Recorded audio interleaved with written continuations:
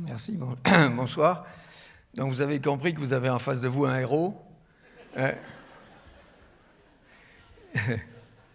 Oui. Et cet exercice-là des régions polaires, effectivement, m'a mis très vite en première ligne sur les questions climatiques.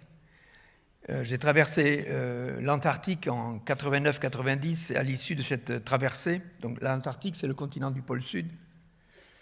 J'avais fait une conférence conjointement avec Claude Lorius. Claude Lorius, c'est un scientifique français qui dirigeait le laboratoire de glaciologie de Grenoble et qui, avec Jean Jouzel, ont découvert que dans les glaces de l'Antarctique, dans les carottes que l'on faisait, on avait l'histoire du climat.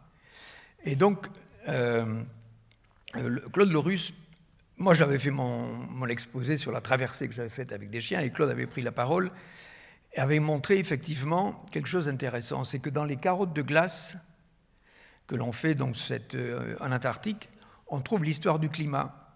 Et l'histoire du climat nous montre que la Terre, elle a sa vie propre, qu'elle a eu des alternances de périodes chaudes, de périodes froides, qu'on appelle glaciaires, interglaciaires. Et en fait, on se rend compte que c'est assez périodique et que c'est des lois que l'on connaît aujourd'hui, qu'on appelle les lois de Milankovitch, c'est-à-dire que la Terre ne tourne pas tout à fait rond. Elle ne tourne pas tout à fait rond sur son axe et non plus autour du Soleil. Et donc, il y a des différences de réception de chaleur du Soleil, et donc ça donne ces alternances-là. Et donc, on voit bien que ça fait ça, et que nous allons vers une période de réchauffement normal, lent. Mais ce qu'on se rend compte, c'est que depuis 150 ans, il y a une accélération, si vous voulez, de la température moyenne, de la teneur en gaz carbonique de l'atmosphère, qui est la signature, effectivement, de l'activité humaine sur l'atmosphère. Alors, ça a été un sujet de discussion, un peu moins aujourd'hui, mais il faut quand même faire un peu de pédagogie. Et c'est ce à quoi je m'emploie, c'est mon engagement, faire de la pédagogie parce que ce sont des phénomènes complexes et il faut trouver des mots simples pour qu'on incarne ces choses-là. Alors la Terre s'est réchauffée de 1 degré en un siècle. C'est une mesure scientifique. C'est le résultat d'une multitude de thermomètres qu'il y a sur l'ensemble de la planète et qui nous donne ce résultat. Vous voyez, ce n'est pas quelque chose de perceptible. Si vous êtes allé, aujourd'hui il fait chaud, je sais que la semaine dernière il faisait froid. Je donne toujours ce même exemple-là. Vous êtes bien allé acheter la baguette de pain le matin, vous avez un copain qui était là ou une amie. Salut, ça va? T'as vu le temps qu'il fait? Ça, c'est les deux mamelles de la conversation, la santé et le temps qu'il fait. Et donc, il fait froid au mois de mai, il y en a bien un qui va dire à l'autre, t'y crois, toi? Réchauffement climatique, voilà. Ça ne se perçoit pas, vous l'avez compris, c'est une valeur moyenne à la surface de la Terre. 1 degré.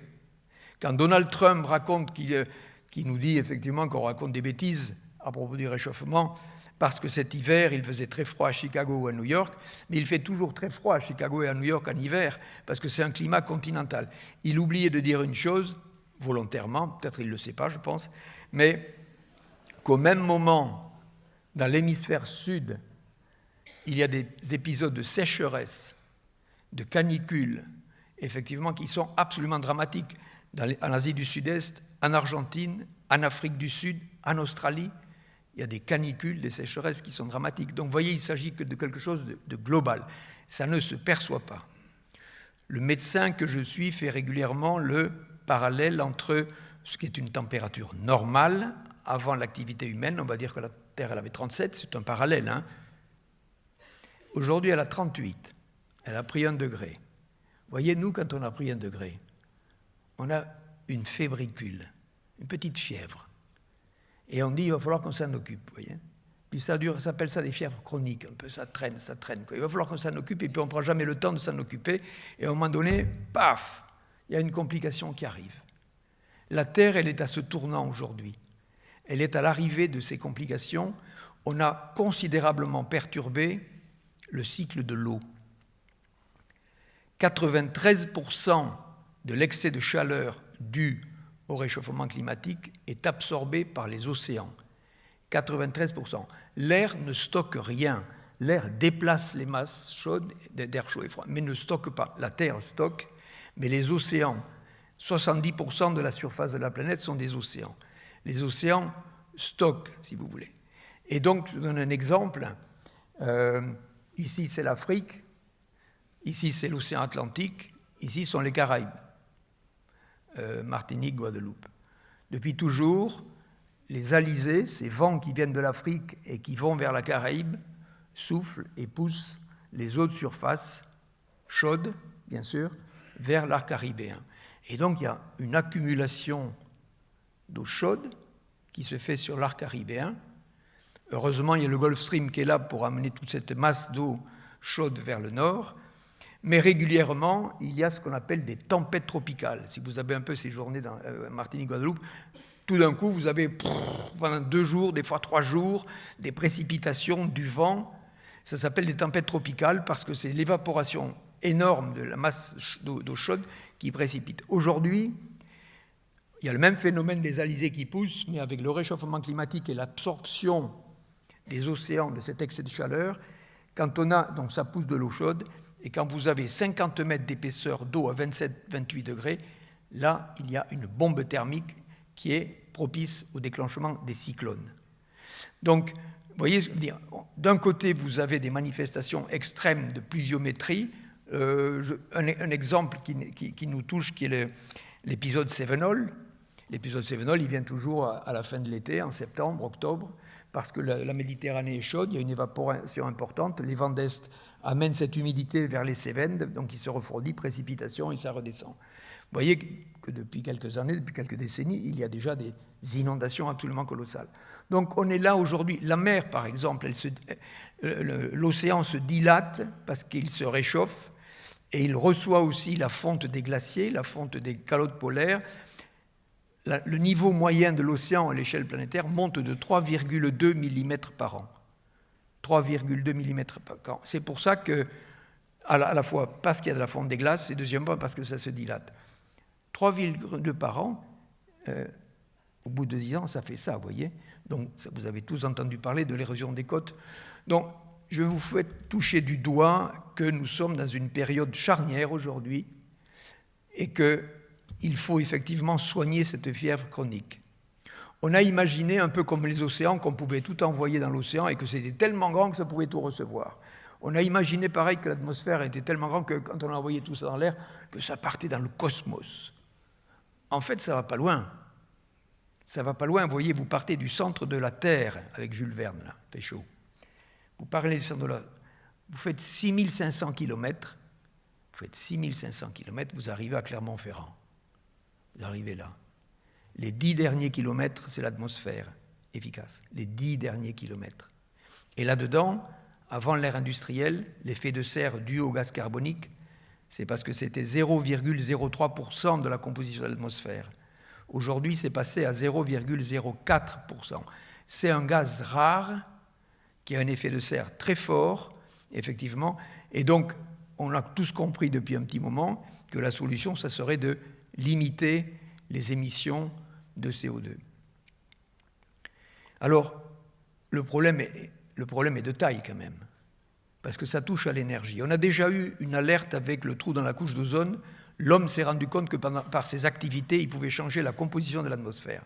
À cause des CFC, ce sont des gaz qui sont dans les réfrigérateurs, dans les bombes à aérosols, et on s'est rendu compte que dans une atmosphère très froide, ça détruisait l'ozone. Donc ça se passait au-dessus de l'Antarctique, et l'ozone est important. Je parle de l'ozone stratosphérique, celui qui a une trentaine de kilomètres. Il arrête les rayons ultraviolets nocifs du Soleil. On a besoin de cette couche d'ozone, si vous voulez. Mais ça se manifestait en période froide au-dessus de l'Antarctique où il n'y a personne. Donc il y a une dizaine d'industriels, les grands producteurs de CFC se sont réunis, ils ont fait le protocole de Montréal, ils ont décidé d'arrêter ça, ils ont fait d'autres produits, dont certains ont des défauts, mais en fait, pas celui-là. Et donc on se rend compte que l'ozone est en train de retrouver, si vous voulez, une valeur normale au-dessus de l'Antarctique. Le CO2, c'est autre chose. Nous sommes, chacun d'entre nous, dans nos vies, des émetteurs de CO2. Quand vous allez rentrer à la maison ce soir en voiture, on est des acteurs du changement climatique. Alors, ce qui est important, c'est d'agir, et ça a été répété, et je suis tout à fait d'accord avec vous, il faut être des acteurs dans son environnement proche. On doit être efficace sur sa zone d'influence. Chacun a une zone d'influence. personnel, familial, professionnel, politique. On a le devoir d'être aujourd'hui influent. L'éducation qui monte aujourd'hui, je me rends compte qu'effectivement, j'ai le sentiment que le gène environnemental est en train de prendre, comme s'ils allaient naître avec une conscience environnementale naturelle. Il y a du boulot. Il y a du boulot parce qu'entre l'idée et la solution, il y a du chemin. Donc je me situe davantage, si vous voulez, dans ce lien, parce que la solution, elle est bien sûr une prise de conscience. Je pense que vous faites un très bon travail sur cette diffusion de la prise de conscience. Elle est comportementale aussi, et là je le répète, chacun d'entre nous a la capacité d'agir. Elle est aussi technique. On va avoir besoin d'ingénieurs. On a besoin de solutions qui seront la solution, je dirais merveilleuse, ça a été évoqué, celle de l'économie circulaire. La nature, c'est une économie circulaire par excellence. Si vous voulez, la nature, c'est la production primaire, tout ce qui est vert. Ça, c'est le privilège des plantes. Les plantes ont ce privilège de pouvoir vivre, se nourrir, les pieds dans l'eau, en regardant le soleil, en prenant le gaz carbonique qui est dans l'air, avec lequel elles vont faire du glucose et nous donner de l'oxygène. Il n'y a que les plantes, que la nature, quand je dis les plantes au sol, à terre, pardon, mais les plantes en mer, le phytoplancton, ils agissent à peu près à égale mesure. On a besoin de verdir un maximum. Il n'y a que le verre, si vous voulez, qui peut capter le CO2 qui est dans l'atmosphère, le soustraire. Il n'y a pas d'aspirateur à CO2. Donc, la production primaire, c'est quelque chose qu'il faut absolument privilégier. Vous avez dans la nature la production primaire, vous avez les consommateurs, alors ils sont végétariens, ils sont carnivores, etc. Je parle de la nature. Et puis vous avez le troisième pilier formidable qui sont les recycleurs. Ces recycleurs dans la nature, alors c'est les hyènes, les choses que l'on voit, mais le boulot, il est fait par des milliards de micro-organismes. Vous savez que dans vos corps, là, vous avez davantage de micro-organismes, de bactéries, des petits trucs que de cellules. La nature est super bien faite parce que nos cellules, elles meurent, on n'a pas toujours les mêmes cellules du début à la fin. Et donc, qu'est-ce qu'elles deviennent? Elles sont dégradées par des micro-organismes qui nous bouffent ces trucs-là, qui en font des sels minéraux dont on a besoin. Et dans la nature, c'est pareil. Les recycleurs, ils vont transformer la matière organique, que ce soit les végétaux, que ce soit les animaux, n'importe quoi, en matière minérale jusqu'au bout. Ils vont le transformer et cette matière minérale, elle va être le terreau de la production primaire. Donc vous voyez la nature qui a ce cycle-là. Parce qu'en plus, les espèces, elles naissent avec le matos pour la vie. C'est différent de nous. Vous voyez, les oiseaux migrateurs, ils n'ont pas besoin de GPS, même si... Vous voyez ce que je veux dire? Ils ne changent pas et ils connaissent, ils sont dans un système proie-prédateur, ils se connaissent, ils connaissent le danger, ils connaissent leur proie, etc. Et donc, même si Darwin nous a appris que ça évolue lentement, il y a une certaine stabilité de besoins et de moyens. Et là, nous arrivons. Mutants surdoués, parce que nous sommes surdoués quand même. On invente des trucs extraordinaires. On invente des trucs d'une puissance qui nous dépasse. Aujourd'hui, on a pris le contrôle des espaces, on a pris le contrôle des espèces. Donc ce modèle-là, qui est le modèle de la nature dans l'économie circulaire, c'est le canevas de réflexion que nous devons adopter dans notre vie. Qu'est-ce qu'on fait pour la production primaire, c'est-à-dire pour le verre, pour les prairies, pour les bois, etc. Donc ça a été évoqué. Comment devient-on des consommateurs intelligents et ensuite devenons des recycleurs? Il y a un boulot énorme, il y a des jeunes certainement dans la salle, il y a un avenir colossal. Et la nature est un exemple formidable. Ça doit être notre schéma directeur d'investissement en intelligence pour retrouver ce modèle-là. Voilà, donc mon rôle, effectivement, d'engagement, c'est de faire de la pédagogie. Alors, le climat, c'est une affaire complexe. La biodiversité, c'est quelque chose qui on peut avoir une action locale. On peut avoir un résultat assez vite avec une action locale. Le climat, c'est beaucoup plus compliqué parce que c'est à l'échelle planétaire. Je veux dire qu'en France, on n'est pas les plus mauvais, mais ça ne veut pas dire qu'on ne doit pas agir. Le problème, ça reste quand même le charbon. Et pour nous, Français, le charbon, c'est de l'histoire ancienne, quoi, hein. Renaud chante les corons, Zola, tout ça, on a des musées de la mine. Mais le monde tourne au charbon. La Chine marche au charbon. L'Inde marche au charbon. En Europe, l'Allemagne s'est remis au charbon. 54% de l'électricité allemande est faite avec du charbon. La Pologne, bien sûr, 80% pratiquement. Le charbon, il est abondant, il n'est pas cher, mais c'est une saloperie. Ça émet.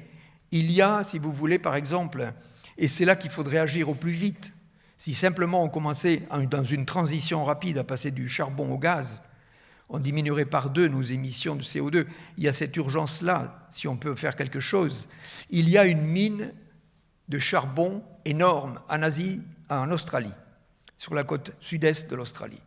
Les Australiens se fait taper sur les doigts parce qu'il y a eu des mouvements en Australie en disant il ne faut pas toucher à cette mine. Parce qu'en plus, il faut fracturer un bout de la barrière de corail pour faire entrer les bateaux pour sortir le charbon. Vous voyez les dégâts. Donc les Australiens ont confié ça aux Indiens. Ils en ont besoin. Les Indiens se développent à une vitesse remarquable, ils ont les mêmes défauts que nous. Et donc, ils vont investir là-dessus. Donc, j'ai eu l'occasion d'intervenir devant une assemblée de banquiers, d'investisseurs pour parler de ça. Et donc, je reviens à la jeunesse. Si vous voulez être efficace, demandez à vos parents à quelle banque ils sont.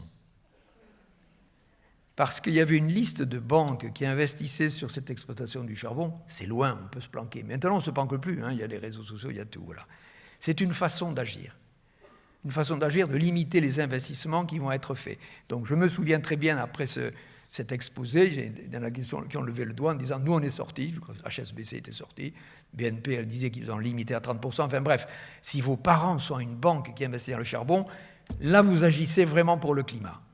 Ensuite, localement, il y a des solutions, et j'étais ravi d'entendre la personne qui parlait tout à l'heure pour montrer qu'il y a des engagements sur l'isolation de l'habitat. Si une association locale voulait être efficace, associez-vous à ces mouvements. Entrons dans le réel tout le temps. Essayons de marier, comme disait Jaurès dans son discours à la jeunesse, qui était formidable, je vous le conseille, 1903, discours à la jeunesse de Jean Jaurès, extrêmement d'actualité, magnifique. Marions l'idéal avec le réel. Il en parlait en 1903, c'était pour autre chose. Aujourd'hui, nous avons besoin de marier l'idéal avec le réel. Et là, il faut donc entrer dans le réel, parce que les solutions, elles sont effectivement comportementales, mais elles sont aussi techniques. Donc, si j'avais vraiment simplement... Il faut pas... Ce que je veux dire, c'est qu'il ne faut pas vous démoraliser. On est des acteurs, chacun dans notre secteur, donc soyez efficaces dans votre zone d'influence. On a une dépendance à l'énergie que l'on sous-estime. On a des besoins énergétiques énormes. On s'en rend compte quand en bas de l'immeuble, si vous habitez à l'immeuble dans le quartier, mardi, de 8h du matin à 20h, il n'y aura pas d'électricité. Ouh, on est mal, là. Vous voyez, on commence à se dire, mais bon sang, on avait prévu de... Bon, bref. Tempête de neige dans les Pyrénées, un village n'a plus d'électricité.